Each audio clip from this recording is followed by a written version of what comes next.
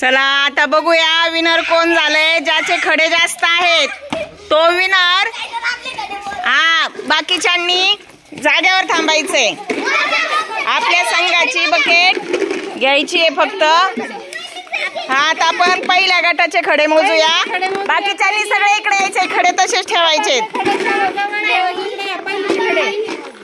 पहिलीचे खडे मोजू।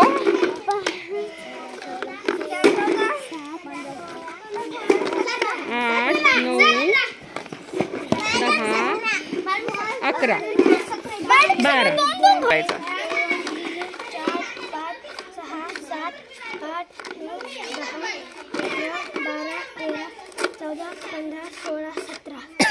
आता एक तू डबल टाकलेला आहे तर तुझे झाले खडे 16।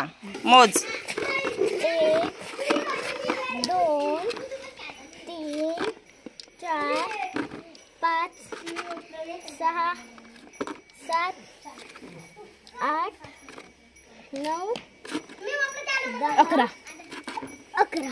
11 तुझे खडे झाले 11। आता चला चौथ्या गटाचे मोजूया। 1, 2, 3, 4, 5, 6, 7, 8, 9, 10, 11, 12, 13, 14।